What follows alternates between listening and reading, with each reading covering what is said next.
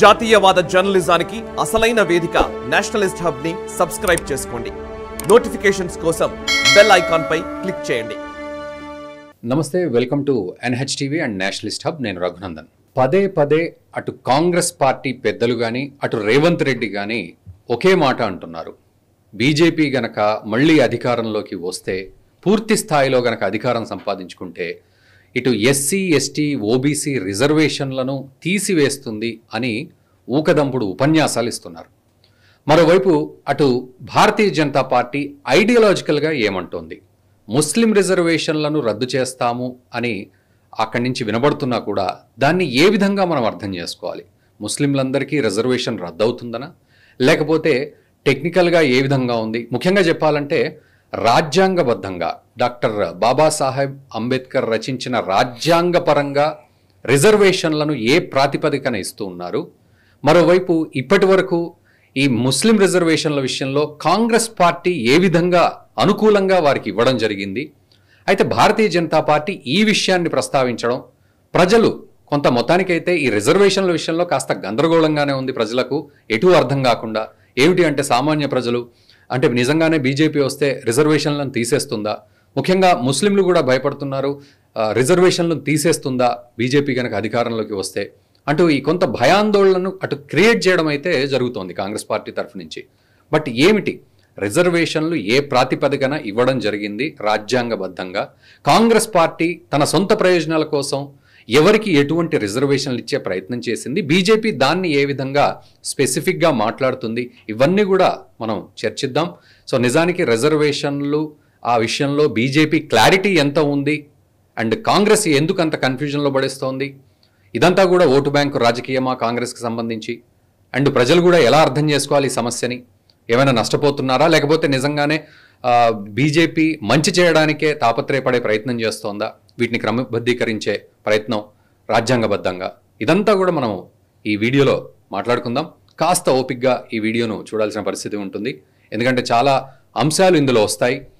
ముఖ్యంగా చాలా లోతుల్లో ఈ అంశాలను అర్థం చేసుకోవాల్సిన పరిస్థితి ఉంటుంది కాబట్టి. అండ్ మనతో పాటు ఈరోజు ఉన్నారు సూర్యపల్లి శ్రీనివాస్ గారు, state convener OBC policy and research BJP నుంచి. శ్రీనివాస్ గారు నమస్తే అండి, welcome to Nationalist hub. So నిజానికి చాలా లోతైన అంశం ఇది మాట్లాడుకోవాలంటే. కాకపోతే ఒక్కసారిగా కొంచెం ఇంట్రడక్టరీగా మనం మాట్లాడుకుందాం. అంటే ప్రధాని మోదీ వ్యాఖ్యలు కానీ అమిత్ షా వ్యాఖ్యలు కానీ ఈ రిజర్వేషన్ల విషయంలో ఏ విధంగా ఉన్నాయి, ఐడియాలజికల్గా ఎటువంటి క్లారిటీ వాళ్ళు ఇచ్చే ప్రయత్నం చేస్తూ ఉన్నారు? అండ్ కాంగ్రెస్ పార్టీ ముఖ్యంగా రేవంత్ రెడ్డి ఎక్కువగా దాన్నే టార్గెట్ చేసి మాట్లాడడం చూస్తూ ఉన్నాం. సో ఆయన ఏమంటున్నారు? ఈ రెండు విషయాలు ఒకసారి మొదటగా మనం మాట్లాడుకుందాం. ముందుగా ముస్లిం రిజర్వేషన్స్ అంటే ముస్లిమ్స్కు ఉన్న రిజర్వేషన్ పోతాయి అనేది ఒక అపవాద తీసుకొచ్చారు. ఓకే, అంటే ఈ ముస్లిం రిజర్వేషన్ అనేది మన స్టేట్కు సంబంధించిన వరకే ఇప్పుడు మాట్లాడుతున్నది. అంటే ముస్లిం రిజర్వేషన్ను ఒక పర్టికులర్ గ్రూపుగా ఇచ్చిన దాన్నే పోతుంది అని చెప్తున్నారు. కానీ భారతదేశం మొత్తంలో ముస్లిమ్స్ BC లిస్టులో ఉన్న వాళ్ళు చాలా ఉన్నాయి, చాలా రాష్ట్రాలలో కూడా ఉన్నాయి. వారికి ఏమి ఇబ్బంది జరగదు అంటే ఇదే అర్థం చేసుకోవాలి మీరు. ఓకే, ముస్లిమ్స్ వేరే రాష్ట్రాలలో BC లిస్టులో ఉన్న వాళ్ళకి ఏమి ఇబ్బంది ఉండదు. కానీ తెలంగాణ వచ్చేసరికి రాజశేఖర్ రెడ్డి BCE గ్రూప్ అనేది ఒకటి పెట్టి వాళ్ళు సపరేట్గా 5% ఇచ్చాడు. తర్వాత కోర్టు ఇంటర్ఫరెన్స్తోనే అది 4% వచ్చింది. దాని తర్వాత మళ్ళీ తెలంగాణ ముఖ్యమంత్రి కేసీఆర్ గారు వచ్చేసి దాన్ని తన మేనిఫెస్టోలో పెట్టినట్టు 12% తీసుకెళ్ళాడు. అంటే కాంగ్రెస్ పార్టీ, BRS పార్టీలు ముస్లింలకు న్యాయం చేయాలనే ఒక ఉద్దేశంగా కాకుండా వాటిని ఒక పొలిటికల్ గేమ్గా తీసుకుంటున్నాయి. అదే అర్థం చేసుకో. నిజంగానే ముస్లిం ప్రజలకు న్యాయం చేయాలని అనుకుంటే వాళ్ళని ఆల్రెడీ ABCDగా ఉన్న గ్రూపులలో చేర్చితే అయిపోయేది. ఓకే, రాజశేఖర రెడ్డి కానివ్వండి, ఇక్కడ కేసీఆర్ గారిని. కానీ వాళ్ళు ఏం చేశారు, దాన్ని సపరేట్ గ్రూప్గా చూపించారు.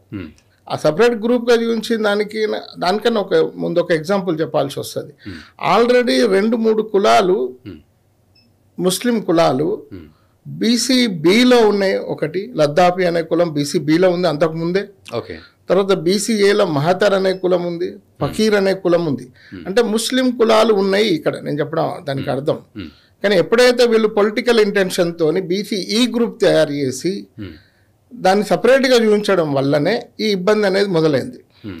ఇక భారతీయ జనతా పార్టీ వరకు వస్తే ముస్లింలు కానీ ఏ మతపరమైన రిజర్వేషన్లకు భారతీయ జనతా పార్టీ సుముఖంగా ఉండదు. ఎందుకంటే దేశమే విడిపోయింది, మనకు తెలుసు. మతం పేరు మీద దేశమే విడిపోయింది.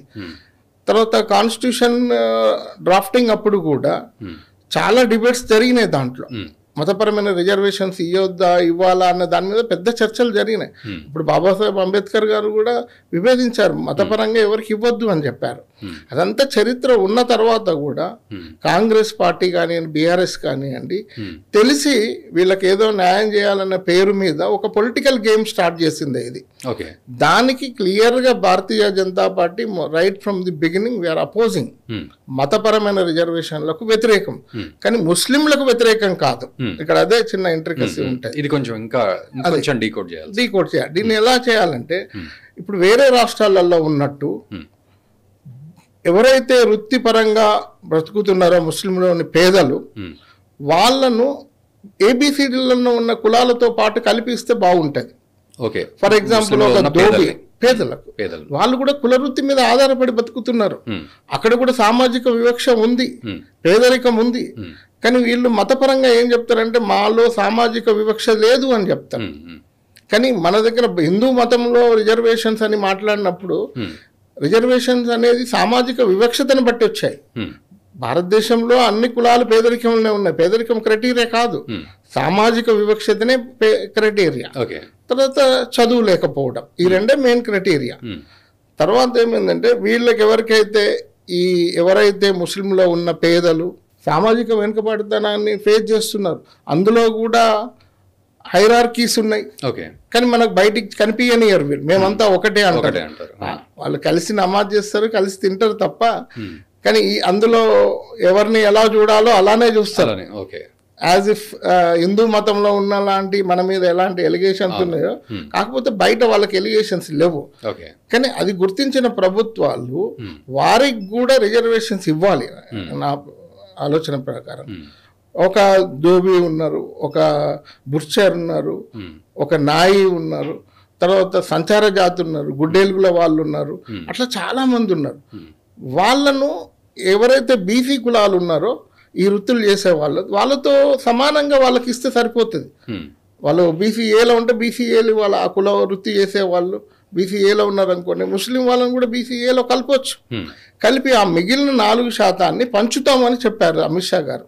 అది బ్రాడ్ సెన్స్ లో అది అర్థం. దాన్ని పొలిటికల్ గా తీసుకొచ్చి తీసేస్తా అన్నారు అనేది ఇక్కడ మనకు చేస్తున్నారు. అంటే మతపరమైన రిజర్వేషన్లు అన్నప్పుడు మరి అది ముస్లింలందరికీ ఎఫెక్ట్ ఇస్తోందా? ఎట్లా దీన్ని అంటే అందరూ ఇప్పుడు రిజర్వేషన్ పొందుతున్నారు, అందరూ రిజర్వేషన్ పొందుతున్నారు. ఇప్పుడు ఏమైందంటే ఎవరికైతే అవసరం ఉందో రిజర్వేషన్, ఎవరైతే వివక్షకు గురవుతున్నారో, ఎవరైతే పేదరికం ఉన్నారో, ఎవరైతే ఇప్పటికీ వృత్తుల మీద ఆధారపడి బతుకుతున్నారో వాళ్లకు ఫలాలు అందట్లేదు. ఈ 4% తీసుకొని ఎవరైతే డెవలప్డ్ ఉన్నారో వాళ్ళు బీసీఈ గ్రూప్ కింద వస్తున్నారు, వచ్చేసి లబ్ధి పొందుతున్నారు. నిజమైన పేదలు ముస్లిం పేదలుగానే ఉండిపోతూనే ఉంటున్నారు. ఇంకొకటి ఏంటంటే ఇంకా అన్నిటికన్నా పెద్ద పొరపాటు ఏం చేస్తున్నారంటే కేసీఆర్ గారు ఏం చేశారంటే వీరికి 12% రిజర్వేషన్ ఇస్తా అంటాడు. ఎందుకంటే ఆయన మేనిఫెస్టోలో పెట్టుకొని, కానీ వాళ్ళ జనాభా 12% లేదు. తర్వాత దానికి ఒక కమిషన్ అపాయింట్ చేశారు, సుధీర్ కమిషన్ అని. ఆ Sudheer commission it self recommended 9% ఉంది. 9% చేస్తే ఈయన 12% ఇస్తా అంటాడు. అంటే ఇక్కడ మనం అర్థం చేసుకోవాల్సింది కాంగ్రెస్ బీఆర్ఎస్ ఎలాంటి పొలిటికల్ ఎత్తుగడలు చేస్తున్నాయి, వీళ్ళకున్న చిత్తశుద్ధి ఏంది, వీళ్ళు ముస్లిం ప్రజల గురించి ఏం ఆలోచిస్తున్నారు, అది కోర్టులలో నిలవద్దని వాళ్ళకు లబ్ధి జరగొద్దని ఆలోచిస్తున్నారు తప్ప ఇదంతా కూడా మళ్ళీ భారతీయ జనతా పార్టీ మీద నెట్టడం కోసము చేశారు. కేసీఆర్ గారు ఇంకా ఇదొక్కటే కాదు, ఆ 12% రిజర్వేషన్ రెజల్యూషన్ పాస్ చేసి దానికి అప్పుడు బోయ కులాన్ని బీసీ నుండి ఎస్సీ కలుపుదా అని ఒకటి, ఎస్టీలో కలపడానికి ఒకటి చేశాడు. తర్వాత ఇంకా కొన్ని కులాలని కలపడం కోసం, ఎస్టీ కులాలను కలపడం కోసం అన్నీ కలిపి కలగూర గంపలాగా తయారు చేసి అది కేంద్రానికి పంపాడు. అంటే ఇటు బోయలకు అన్యాయం చేయడం, ఇటు ముస్లిమ్స్కి అన్యాయం చేయడం, పర్టికులర్గా ఎస్టీలకు అన్యాయం చేయడం. ఎస్టీల వరకు వచ్చేస్తే మనం ఉమ్మడి రాష్ట్రంలో ఉన్నప్పుడు తెలంగాణ పర్సంటేజ్ వచ్చేసి దాదాపు 9 అట్లా 6 అట్లా ఉండేది. ఓకే, అప్పుడు 6% వాళ్ళకు వచ్చేది. కానీ ఎప్పుడైతే తెలంగాణ ఏర్పడిందో ఎస్టీ పాపులేషన్ బికమ్ 9%. అయితే ఎప్పుడైతే వాళ్ళ 9% అయిందో వాళ్ళకు 9% రిజర్వేషన్ ఇవ్వాలి 2014 నుండి. ఎందుకంటే ఎస్సీ ఎస్టీ రిజర్వేషన్ ఇది సబ్జెక్టెడ్ టు స్టేట్ మ్యాటర్. ఎందుకంటే ఆ రాష్ట్రంలో ఎంత జనాభా ఉంటుందో అంత రిజర్వేషన్ ఇవ్వాలి, ప్రపోర్షనల్ రిజర్వేషన్ ఎస్సీ ఎస్టీలే. కానీ ఇవ్వకుండా దాన్ని తిరకాసు పెట్టడంతో ఎస్టీ ప్రజలు 3% రిజర్వేషన్ కోల్పోయింది 10 సంవత్సరాలు. అంటే ఎవరు అన్యాయం చేశారు? కాంగ్రెస్ పార్టీ చేసిందా, సరే బీజేపీ పార్టీ చేసిందా, లేదంటే ఎవరు చేశారు? అది చేసింది తప్పు చేసింది బీఆర్ఎస్ ప్రభుత్వం. అంటే ఈ 2 పార్టీలకు ఎట్లాంటి చిత్తశుద్ధి లేదు అని చెప్పడానికి చాలా ఉన్నాయి. ఇంకొకటి ఏంటంటే ఇప్పుడు రేవంత్ రెడ్డి గారు అసెంబ్లీ ఎన్నికలలో ఒక విధమైన నెరేటివ్స్తోని కొద్ది లబ్ధి పొందిండు. దానికి కారణం ఏంటంటే యాంటీ ఇన్కంబెన్సీ కేసీఆర్ గారి మీద ఉన్న వ్యతిరేకత వల్ల ఆయన కొద్దిగా లబ్ధి పొందిండు. అప్పుడు ఏమో నెరేటివ్ చేశాడు, కవిత గారిని అరెస్ట్ చేయట్లేదని, బండి సంజయ్ గారిని తీసేయని. ఇప్పుడు అదే స్ట్రాటజీ చేస్తున్నాడు తప్ప ఈయనకి ఎస్సీ ఎస్టీ బీసీల మీద కానీ ఓబీసీల మీద కానీ ప్రేమ లేదు. ఇది ఉత్త మాటలు, కేవలం ఎన్నికల కోసమే నెరేటివ్ బిల్డ్ చేస్తున్నాడు. ఇక దానికోసం ఆయన ఉన్న విచిత్ర జ్ఞానాన్ని అంతా ప్రదర్శించుతున్నారు, మిడిమిడి జ్ఞానాన్ని అంతా ప్రదర్శిస్తున్నారు, చాలా తప్పులు మాట్లాడుతున్నాడు. అంటే నిజానికి ప్రజలు కూడా చాలా కన్ఫ్యూజ్ అవుతున్నారు. అరే ఏం జరుగుతుందో, ఒక రిజర్వేషన్లు తీసేస్తారా అని అటు ఎస్సీ ఎస్టీ ఓబీసీలు లేకపోతే ముస్లింలు కూడా ఇదంతా. అయితే ఒక సామాన్య ముస్లిం వర్గం వ్యక్తి బీజేపీ విషయంలో మరి ఏం ఆలోచించాలి, ఏం జరుగుతుంది తనకి అని ఆలోచించాలి అంటే ఏం చెప్తారు? అంటే ముస్లిం ప్రజలు కూడా ఇప్పుడు అందరూ చదువుకుంటున్నారు, ఎక్కువ మహిళలు కూడా చదువుకుంటున్నారు, వాళ్ళు కూడా ఆలోచిస్తున్నారు. ఇప్పుడు మీకు ఇక్కడ ఉత్తరప్రదేశ్లో ముస్లిం పాపులేషన్ 50% పైన ఉన్న ఏరియాలో కూడా మనం గెలిచాం. అంటే ఎప్పుడైతే త్రిబుల్ తలాక్ అట్లాంటివి వచ్చాయో ఆ ప్రజలు కూడా ఆలోచిస్తున్నారు, వాళ్ళు కూడా కొద్ది మెల్లిగా అర్థం చేసుకుంటారు. కానీ ఇది ఓన్లీ పొలిటికల్ స్ట్రాటజీ ఎత్తుగడ తప్ప ఇంకొకటి కానే కాదు. ముస్లిం ప్రజలు కూడా ఆలోచిస్తున్నారు, వాళ్ళు మన వైపు వస్తారు అనేది ఒకటి ఉంది. దాన్ని కాకుండా బీజేపీ గత 6 సంవత్సరాలుగా 5 సంవత్సరాలుగా రిజర్వేషన్స్ ఎస్సీ ఎస్టీ ఓబీసీ రిజర్వేషన్స్ను స్ట్రెంథన్ చేయడం కోసం ప్రయత్నం చేసింది. ఇప్పుడు రేవంత్ రెడ్డి తను చెప్పాడు కొన్ని ఎగ్జాంపుల్స్. ఏం చెప్పాడు? ఆర్టికల్ 370 రద్దు చేశారు, ట్రిపుల్ తలాక్ తీసుకొచ్చారు, సిఏఏ తీసుకొచ్చారు, రేపొద్దున 400 పైసలకు సీట్లు వస్తే రిజర్వేషన్ తీసేస్తా అని అంటాడు. కానీ ఇవే అమెండ్మెంట్స్ 102 అమెండ్మెంట్, 103, 104, 105, 106 అమెండ్మెంట్స్ అన్నీ కూడా to strengthen the reservation of SC ST OBCs. మీరు 102 కాన్స్టిట్యూషనల్ అమెండ్మెంట్ యాక్ట్ తీసుకోండి. సో ఇవన్నీ ఎప్పుడు జరిగినాయి అంటారు? 2018 నుండే. 2018 నుండి జస్ట్ బిఫోర్ ఎలక్షన్ 2018లో 102 కాన్స్టిట్యూషనల్ అమెండ్మెంట్ యాక్ట్ అయింది. సో మోదీ హయాంలోనే, మోదీ హయాంలో అది 2014 టు ఇప్పటి వరకు కదా. 2018లో 102 కాన్స్టిట్యూషనల్ అమెండ్మెంట్ యాక్ట్ అయిందంటే అది ఏం చెప్తుందంటే టు ఎన్సిబిసికి జాతీయ వెనుకబడిన కమిషన్కు రాజ్యాంగ హోదా ఇచ్చాడు. అంటే దీన్ని మనం ఇలా చెప్పడం వల్ల ఎక్కువ ప్రజలకు రీచ్ కాదు. అసలు 50% పైన ఉన్న ఓబీసీలకు ఒక కమిషన్ ఉంటే ఆ కమిషన్కు రాజ్యాంగబద్ధత లేకపోవడం అనేది విచిత్రం. అంటే దాదాపు 50 సంవత్సరాలు పాలించిన కాంగ్రెస్ పార్టీ వీళ్ళకు ఓబీసీల గురించి ఆలోచించలేదు. అంతకుముందు జాతీయ వెనుకబడిన కమిషన్ ఉంది, ఎన్సిబిసి ఉంది, అది 1993లో ఎస్టాబ్లిష్ అయింది. అది కూడా కాంగ్రెస్ పార్టీ ఏం తీసుకురాలి, కాంగ్రెస్ పార్టీ హయాంలో వచ్చినా కూడా కాంగ్రెస్ పార్టీ తీసుకురాలి. అప్పుడు మండల్ కమిషన్ జడ్జిమెంట్ వచ్చినప్పుడు సుప్రీంకోర్టు డైరెక్షన్లో 1993లో ఎన్సిబిసిని ఎస్టాబ్లిష్ చేశారు. అది కూడా దానికి ఏం పవర్స్ ఉండకపోయేది. అట్లా ఉంది కాబట్టి మళ్ళీ 15 సంవత్సరాల తర్వాత 2018లో ఎన్సీబీసీకి కాన్స్టిట్యూషనల్ స్టేటస్ ఇచ్చింది నరేంద్ర మోడీ గారు. ఓకే, మీరు అడగవచ్చు ఎన్సీబీసీ కాన్స్టిట్యూషనల్ స్టేటస్ వస్తే ఏమొస్తుంది అని మీరు అడగవచ్చు. సో అంటే వాస్తవానికి రాజ్యాంగబద్ధంగానే ఉండాలి కదా, రాజ్యాంగబద్ధంగానే ఉండాలి రిపోర్ట్ కానీ సమ్మరీ కానీ ఏదైనా కూడా. అవును. సూచన కానీ. విచిత్రం ఏంటంటే ఓబీసీలకు కాన్స్టిట్యూషనల్ డెఫినేషన్ లేదండి. డెఫినేషన్ తో పాటు ఒక నంబర్ ఉండాలి కదా, ఒక ఆర్టికల్ కి ఒక నంబర్ ఉండాలి కదా. అది 2018లో వచ్చింది. ఆర్టికల్ 366(20)C అనేది డెఫినేషన్.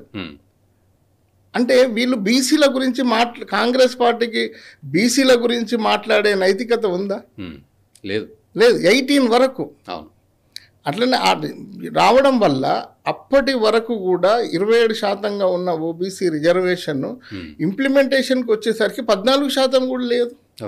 ఎప్పుడైతే ఈ కాన్స్టిట్యూషనల్ స్టేటస్ వచ్చిందో ఈ మధ్య 6 సంవత్సరాలలో దాదాపు 21% పైన పడింది. 20% బాగా పెరిగింది. అదేవిధంగా లా యూనివర్సిటీలలో ఓబీసీ రిజర్వేషన్స్ ఇంప్లిమెంటేషన్ మొదలైనాయి. తర్వాత మీకు నీట్లో వచ్చింది, సైనిక్ స్కూల్స్లో వచ్చింది.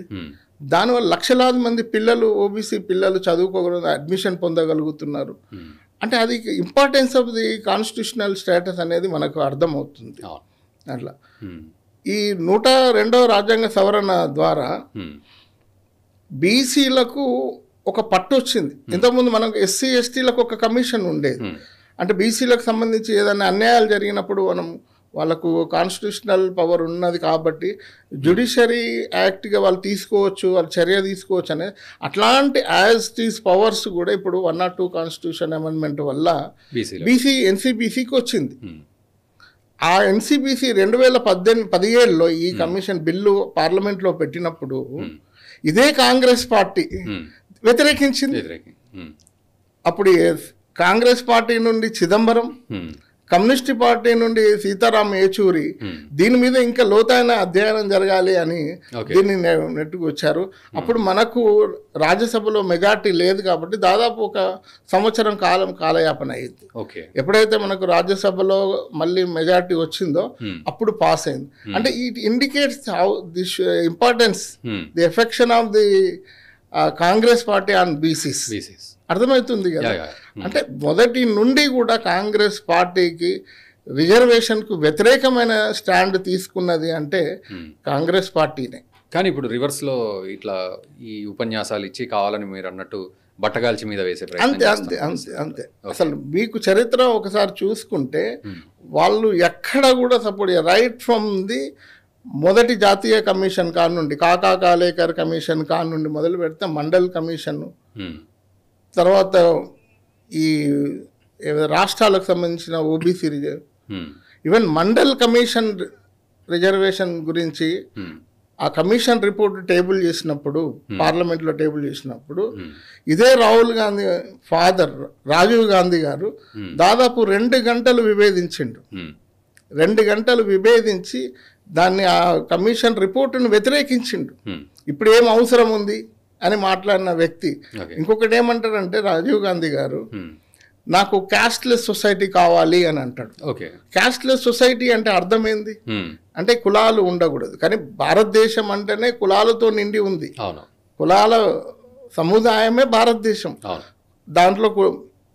దాంతోపాటు అంతరాలు ఉన్నాయి. కులాల మధ్యలో సామాజిక, ఆర్థిక, రాజకీయ అంతరాలు ఉన్నాయి.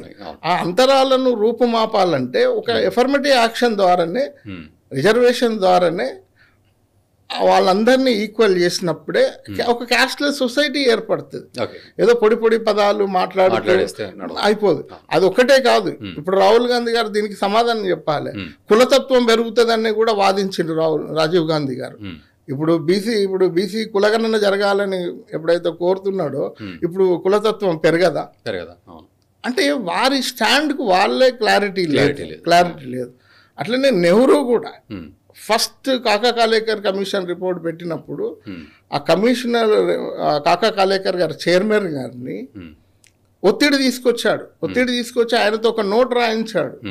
ఏమంటే సామాజిక వెనుకబాటుతనానికి కులాన్ని తీసుకోకూడదు అని చెప్తాడు. అసలు కులమే కదా, కులాన్ని బట్టే కదా మన ఒక గౌరవం వచ్చేది దేశంలో. దాన్నే వెనుకబాటుతనంగా తీసుకోనంటే ఆ రిపోర్ట్ ఇట్ సెల్ఫ్ గాన్. అయితే ఇక్కడ ఇంకొకటి సార్, చెప్పండి. ఇప్పుడు కులగణన చేస్తా అని కాంగ్రెస్ అంటోంది, అవును అండ్ మతపరమైన రిజర్వేషన్లు తీసేస్తా అని బీజేపీ అంటోంది. అవును రాజ్యాంగం ఏం చెప్తోంది? కులం ఆధారంగా మనము దాన్ని డివైడ్ చేస్తున్నామా రిజర్వేషన్ల విషయం, లేకపోతే క్లాస్ ఆధారంగా చేస్తున్నామా? అంటే మీరు అన్నట్టు ఈ కింది వర్గాల విషయాల్లో ఎలా రాజ్యాంగం ఎలా చెప్తోంది ఈ విషయం?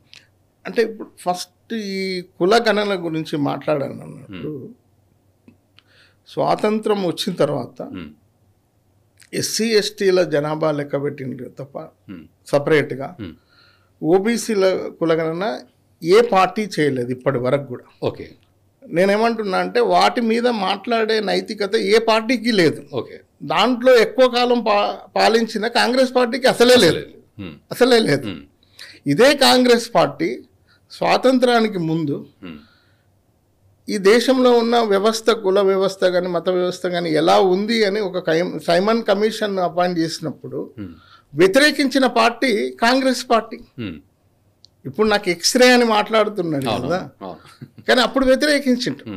సరే, ఇప్పుడు నేనేమంటున్నా అంటే 105వ రాజ్యాంగ సవరణ తీసుకొచ్చింది బీజేపీ పార్టీ, భారతీయ జనతా పార్టీ ప్రభుత్వము 105వ రాజ్యాంగ సవరణ తీసుకొచ్చింది.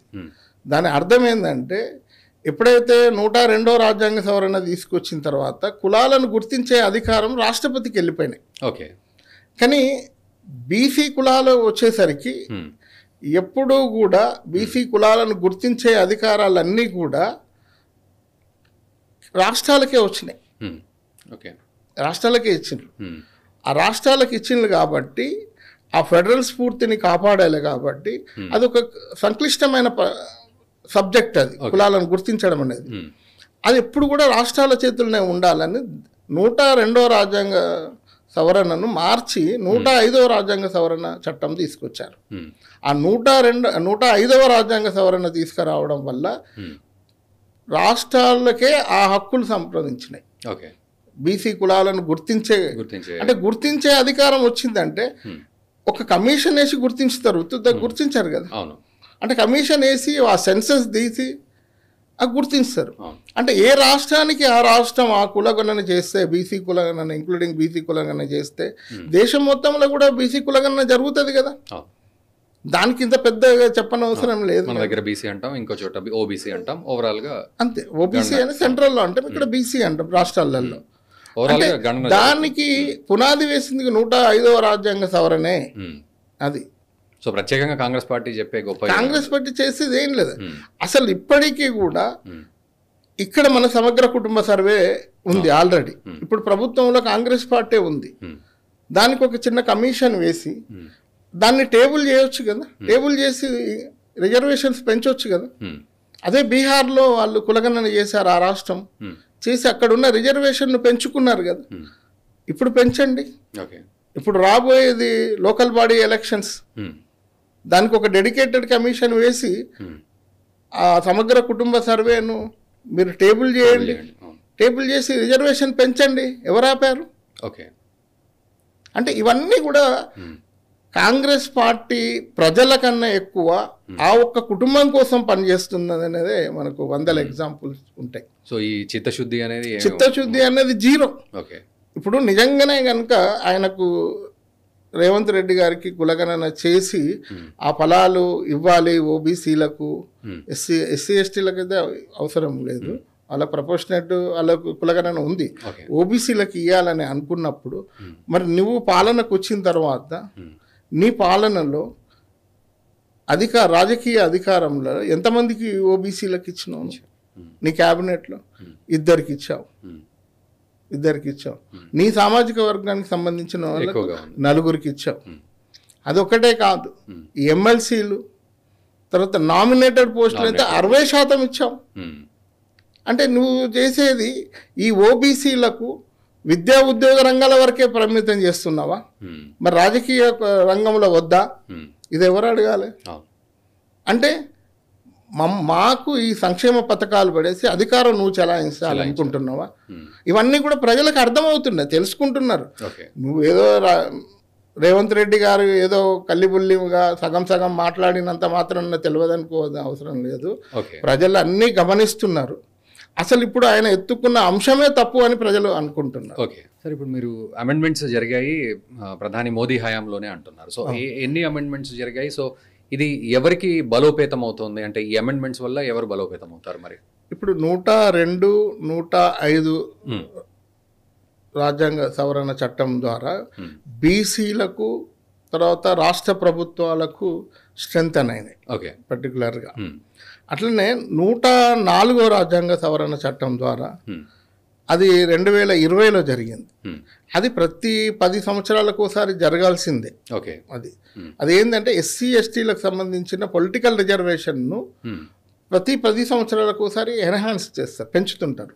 ఓకే, యాక్చువల్గా కమిషన్ వేసి రిపోర్ట్ తీసుకొని చెయ్యాలి.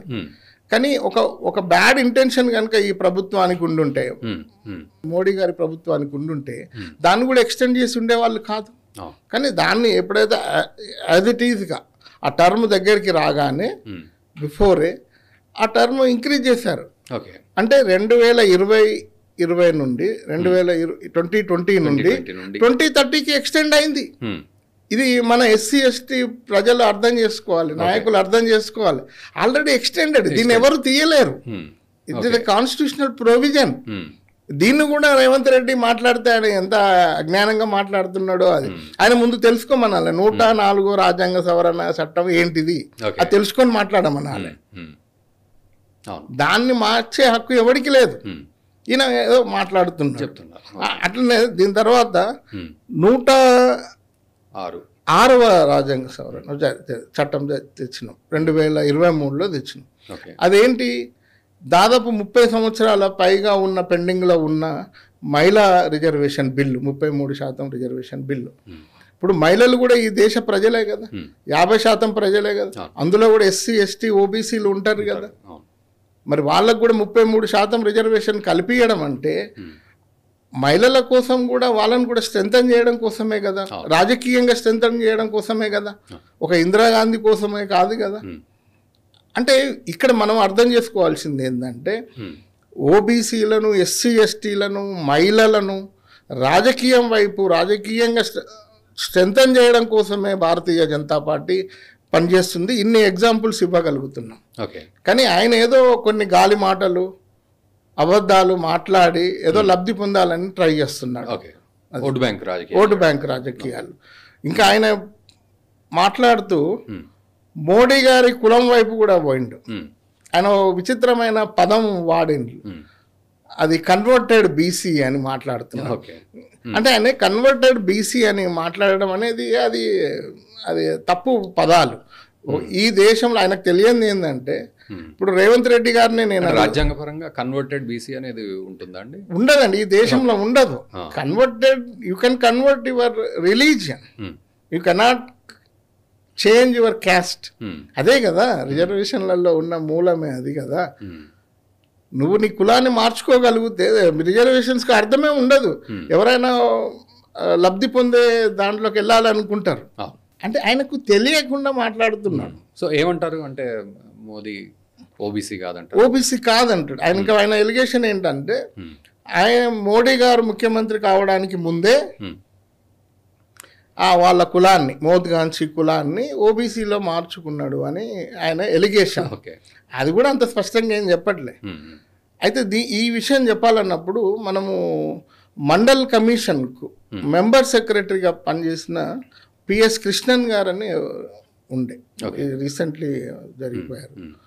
వారు ఈ దేశంలో రిజర్వేషన్స్కి సంబంధించి ఎవరికి ఏ డౌట్ వచ్చినా తీర్చేవాళ్ళు. అద్భుతమైన నాలెడ్జ్ ఉన్న వ్యక్తి. మన ఆంధ్ర క్యాడర్ ఐఏఎస్ ఆఫీసర్ ఉండే.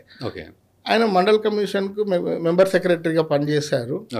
ఆయన ఒక వ్యాసం రాశారు. ఆయన ఏం రాశారంటే, Narendra Modi's caste credentials authentic facts అని ఒక వ్యాసం రాశారు.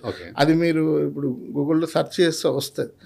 ఇట్లాంటి ఫాల్స్ ఎలిగేషన్స్ చాలా మంది చేస్తుండే. ఎప్పుడైతే మోడీ గారు ప్రధానమంత్రి అయ్యారో అప్పటి నుండి ఆయన మీద రకరకాల ఎలిగేషన్స్ మాట్లాడుతూ ఉండే వాళ్ళందరూ. ఆయన ఏం రాసిన దాంట్లో ఏంటి అంటే, కాకా కాలేకర్ కమిషన్ ఒకటి ఫస్ట్ అపాయింట్ చేసినప్పుడు ఆ కమిషన్లో మోడీ గారి క్యాస్ట్ ఏదైతే మోద్గాంచి అని తేలి అని ఉన్నదో అది కాకా కాలేకర్ గారి కమిషన్లో ఉండే ఓబీసీ అని ఉండే, ఓకే వాళ్ళు రికార్డ్ చేశారు. ఓకే అట్లనే మండల్ కమిషన్ వచ్చినప్పుడు కూడా ఆ క్యాస్ట్ను ఓబీసీలో చేశారు. ఓకే అయితే కాకపోతే స్టేట్ లిస్ట్లో అది స్టేట్ లిస్ట్లో పెట్టడం కోసము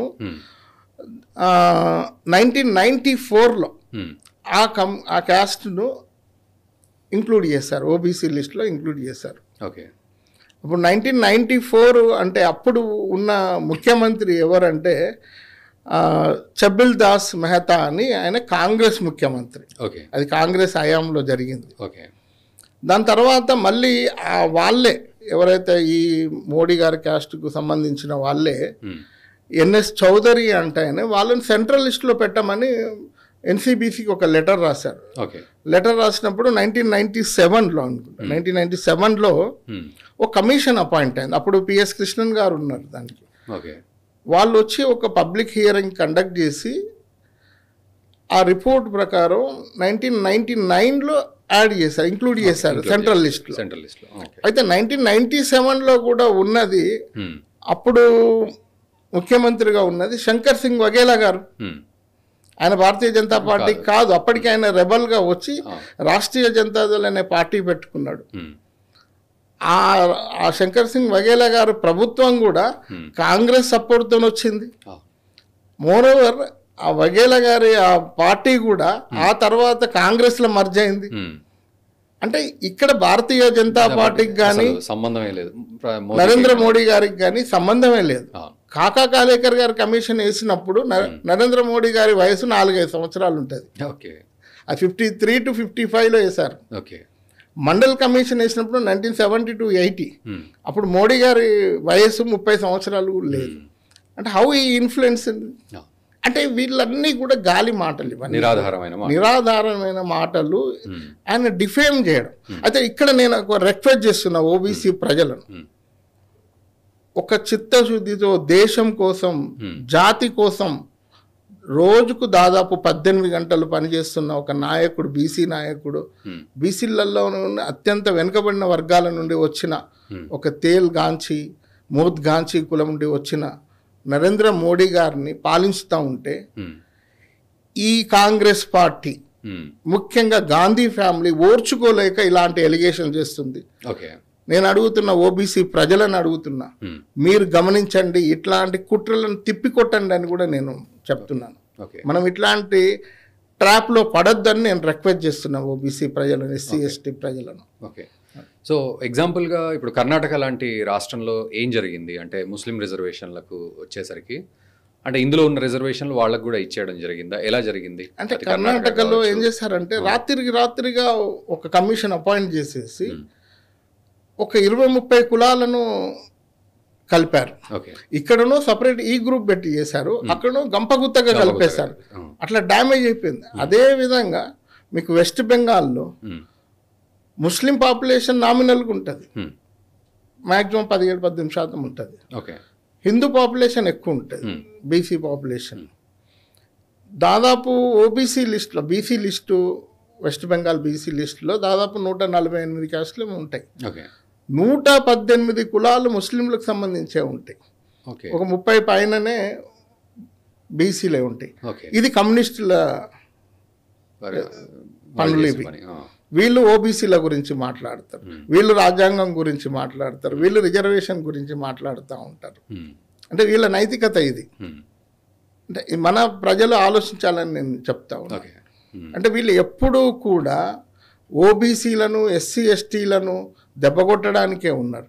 వీళ్ళు ఎంతవరకు కూడా అఫీజ్మెంట్ పాలిటిక్స్, వారసత్వ రాజకీయాలకే ఉన్నారు తప్ప నిజమైన దేశ ప్రజలను అభివృద్ధి చేద్దాం, ఒక అంత్యోదయ సిద్ధాంతంతో పనిచేద్దామనే ఒక ఆలోచనలు ఈ పార్టీలకు లేవు. కాంగ్రెస్ కానివ్వండి, ఇక్కడ బీఆర్ఎస్ కానివ్వండి, అక్కడ కమ్యూనిస్టులు కానివ్వండి, ఈ పార్టీలకు లేనే లేవు.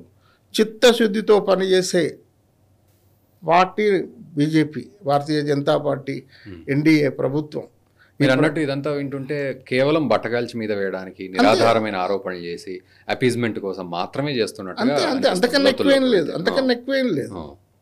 సో నిజంగా చిత్తశుద్ధితోటి అమెండ్మెంట్స్ తీసుకొచ్చి బీసీలను పూర్తిగా అంటే బలోపేతం చేసింది కానీ ఇదంతా కూడా బీజేపీ ప్రభుత్వ హయాంలో జరిగింది. ఇంకొక మీకు చాలా ఇంపార్టెంట్ విషయం ఒకటి మనం మిస్ అయినాం.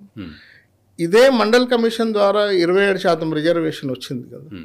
అయితే ఇదే మండల్ కమిషన్ రికమెండేషన్లో ప్రతి 20 సంవత్సరాలకు ఒకసారి దాని మీద ఒక సమీక్ష జరగాలని కూడా కమిషన్ రికమెండ్ చేసింది. కానీ మండల్ కమిషన్ ఇంప్లిమెంటేషన్ ఉన్నప్పుడు పివి నరసింహారావు గారే ఉన్నారు. అప్పటి నుండి కూడా రివ్యూ జరగలే. కానీ భారతీయ జనతా పార్టీ నినాదం అంత్యోదయ సిద్ధాంతంలో కోసం ఆ రిజర్వేషన్ 27% రిజర్వేషన్ కూడా కింద ఉన్న వరుసలో కింద ఉన్న వ్యక్తికి కూడా అందించాలని జస్టిస్ రోహిణి కమిషన్ అపాయింట్ చేసింది. ఆ రోహిణి కమిషన్ కూడా త్వరలో రిపోర్ట్ వస్తుంది. మొన్న చిన్న ఫైండింగ్స్ రోహిణి కమిషన్ పెట్టింది. ఆ ఫైండింగ్స్ చాలా ఇంట్రెస్టింగ్గా ఉంటాయి, మన ప్రజలు కూడా తెలుసుకోవాలి. దాదాపు ఈ 93 తర్వాత ఇప్పటి వరకు కూడా 97% ఆఫ్ జాబ్స్ అవి ఒక 25% అంటే దాదాపుగా మండల్ ద్వారా జస్ట్ రోహిణి కమిషన్ గుర్తించిన కులాలు ఏంటంటే 2633 కులాలను గుర్తిస్తే 97% ఉద్యోగాలు ఒక 25% కులాలే లబ్ధి పొందినాయి అని చెప్పింది. అందులో కూడా 25% ఉద్యోగాలు ఒక 10 కులాలే లబ్ధి పొందినాయి అంట. ఈవెన్ ఓబీసీలలో దాదాపు 983 కులాలకు 0 రిప్రజెంటేషన్. అంటే ఇట్లాంటి అసమానతలు తొలగించడం కోసం ఈవెన్ ఓబీసీలలో ఉన్న కింది వర్గాల కోసం కూడా భారతీయ జనతా పార్టీ పనిచేస్తుందని చెప్తున్నాను.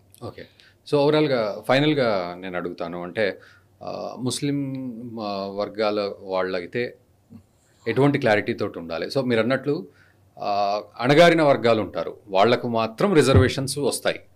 మిగిలిన పెద్ద వర్గాల వాళ్ళకి, బాగా అభ్యున్నతి చెందిన వాళ్లకు ఎటువంటి రిజర్వేషన్ ఉండదు. సో ఇది ఒకటి. అండ్ ఎస్సీ ఎస్టీ ఓబీసీలు ఏ విధంగా లాభపడతారు? ఇది బీజేపీ చెప్తున్న మాట ప్రకారం ఎలా లాభపడతారు ఓవరాల్గా ఇదంతా? అదే ముస్లిమ్స్లో ఉండి పేదరికం ఉండి వివక్ష ఉంది కానీ వాళ్ళు ఒప్పుకోరు. వివక్ష ఉంది అని చెప్పడం కోసము హిందువులలో ఉన్న కుల వ్యవస్థలో ఉన్న ఏదైతే కులాలు ఉన్నాయో ఇప్పటికీ వాళ్ళు కులవృత్తి మీద బతుకుతున్నారో అట్లాంటి కులవృత్తులు చేస్తున్న ముస్లిం ప్రజలు కూడా ఉన్నారు. ఆ ప్రజలను ఈ కులవృత్తులతో పాటు మార్చుకుంటే సరిపోతుంది. సో వాళ్ళకి ఎటువంటి నష్టము ఉండదు, ఎటువంటి నష్టం జరగదు. మత పేరు మీద ఆయన ముస్లిం కాబట్టి రిజర్వేషన్ తీయడం అనేది ఇక్కడ ఆలోచించవలసి ఇది. ఎగ్జాక్ట్లీ బీజేపీ అదే అంటుంది. వాళ్ళకి రిజర్వేషన్ అంటే నువ్వు కోటీశ్వరుడు అయినా రిజర్వేషన్ అనేది ఉండదు, ఇంకా ఉండదు. ఇంకొకటి ఏంటంటే నిజంగా ముస్లింలో ఉండి కులవృత్తి చేయకుండా ఉండి పేదరికంలో ఉంటే వాళ్ళకి ఈడబ్ల్యూఎస్ రిజర్వేషన్ ఉంది 10%. ఎగ్జాక్ట్లీ అది ఉపయోగించుకోవచ్చు, ఆ రిజర్వేషన్ కూడా ఉపయోగించుకోవచ్చు. అండ్ ఎస్సీ ఎస్టీ ఓబీసీలు నష్టపోతారు అనే విషయానికి వస్తే నష్టపోతారా? వాళ్ళు ఏ విధంగా లాభపడతారు?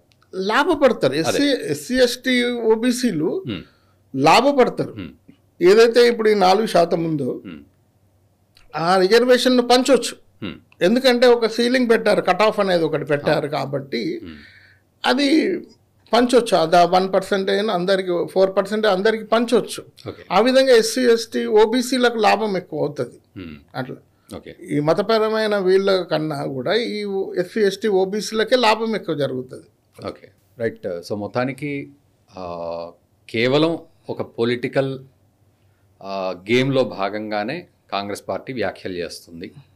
నిజానికి బీజేపీ మాత్రమే చిత్తశుద్ధితో రిజర్వేషన్ల విషయంలో అడుగులు వేస్తుంది అనేది మీరు అంటూ ఉన్నారు. మనం కూడా పొలిటికల్గా మాట్లాడాలనుకుంటే, నేను ఇప్పటివరకు సబ్జెక్ట్ వైజ్గా మాట్లాడిన, నిజంగా పొలిటికల్గా మాట్లాడాలనుకుంటే భారతీయ జనతా పార్టీ అనేది విన్ అవుతుంది అనేది పక్కా. నేను మెజార్టీ అబ్సల్యూట్ మెజార్టీ అనేది వచ్చేసింది. ఇప్పుడు వాళ్ళు ప్రశ్నించేది కూడా 400 పైన వస్తాయనే. అంటే they are not asking about 273 above గురించి పట్టించుకోవట్లేదు. వాళ్ళు 400 పైన వస్తేనే అని భయపడుతున్నారు.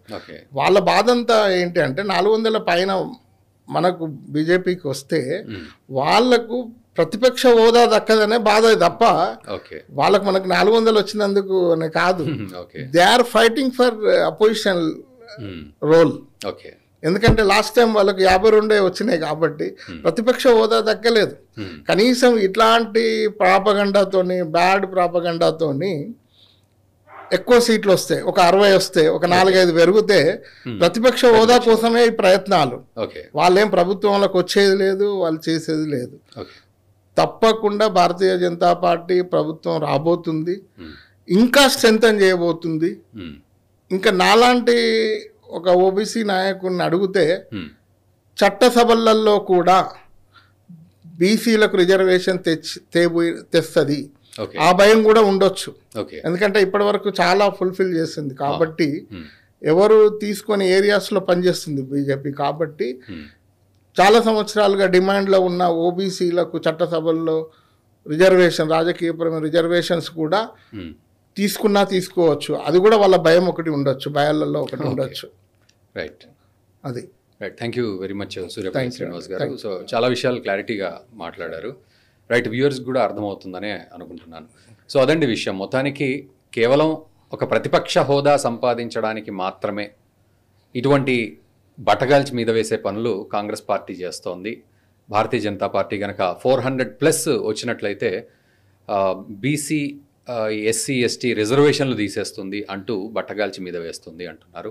మరోవైపు నిజానికి కూడా ఇప్పటి వరకు మోదీ 2.0 సర్కార్ ఎన్నో విప్లవాత్మకమైన నిర్ణయాలు, సంచలనాత్మకమైన నిర్ణయాలు తీసుకున్నది కాబట్టి, సో ఇది కూడా ఒక నిర్ణయం తీసుకోబోతుంది అంటూ ప్రజల్ని భయపెట్టే ప్రయత్నమే కాంగ్రెస్ పార్టీ చేస్తోంది తప్ప అందులో ఎటువంటి నిజం లేదంటున్నారు శ్రీనివాస్ గారు. మరోవైపు రిజర్వేషన్ల విషయంలో చిత్తశుద్ధిగా అందరినీ స్ట్రెంథన్ చేసే విషయంలోనే బీజేపీ అడుగులు వేసింది, ఇక ముందు కూడా వేస్తుంది అనేదే వారు ఆ ధీమా వ్యక్తపరుస్తున్నారు. చూద్దాం రాబోయే రోజుల్లో మరి ఎలాంటి అడుగులు పడతాయో ఈ అంశానికి సంబంధించి మనం కూడా చూద్దాం. Stay tune. ఈ వీడియో మీకు నచ్చినట్టయితే లైక్ చేయండి, 10 మందికి షేర్ చేయండి. అలాగే కామెంట్ల రూపంలో మీ అభిప్రాయాలను మాతో పంచుకోండి. Nationalist hub group of channels ను సబ్స్క్రైబ్ చేసుకుని తెలుగునాట జాతీయవాద జర్నలిజాన్ని ప్రోత్సహించండి. ఈ వీడియో కింద ఉన్న బెల్ ఐకాన్ పై క్లిక్ చేయడం మర్చిపోవద్దు.